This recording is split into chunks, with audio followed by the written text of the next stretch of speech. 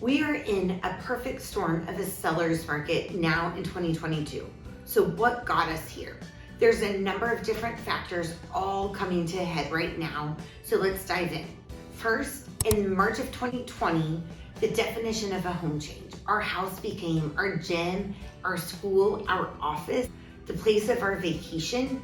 So what that led to is all of our do-it-yourself projects, home renovations, people putting in a pool, people putting in the home gym, people doing the renovation that they've always dreamed of doing because we weren't going anywhere else. Because of that, we are now more connected to our houses and more financially invested into our current homes than ever before. Number two, similar to number one, as our definition changed, working from home became a mainstay of middle-class America, and something that 2 years later still hasn't gone away.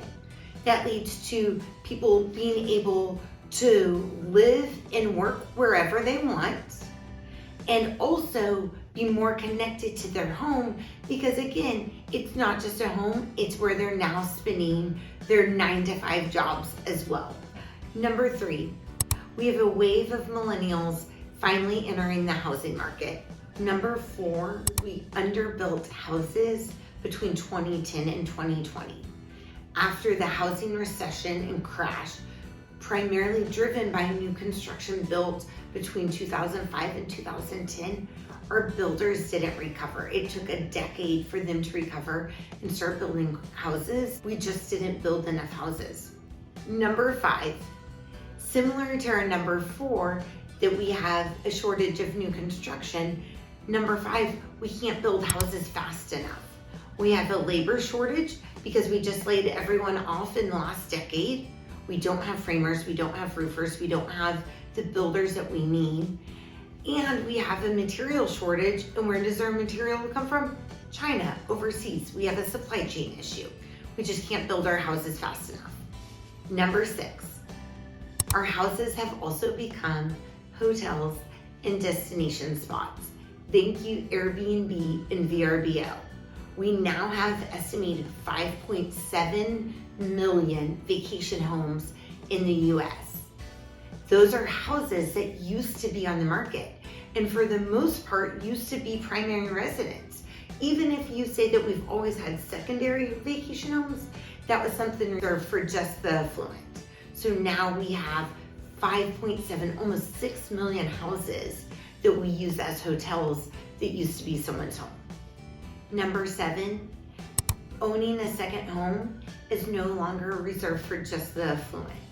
We have more Americans owning investment properties and vacation homes today than ever before. So what does that mean?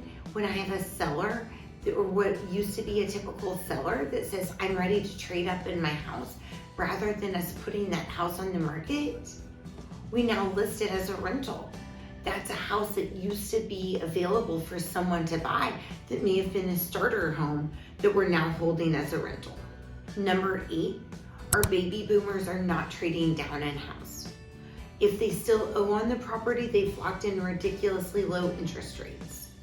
If they don't owe on it, they have a ton of equity and are able to renovate the house to whatever they want it to be. For most of them, it is too costly to enter the housing market to trade down in house, so they'd rather keep their location and stay put.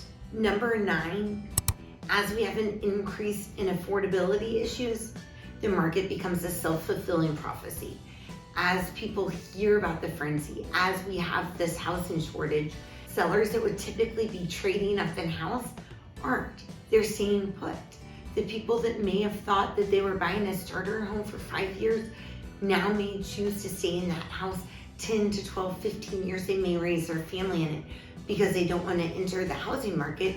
Thus, we have fewer houses hitting at what we would have used to call the entry level point. And the affordability keeps us on the cycle of us being in a seller's market. Thanks for watching. Again, my name's Christy Horn. I'm a realtor here in the Dallas-Fort Worth area. As always, if you have any questions about our market or the Texas real estate market in general, please don't hesitate to reach out.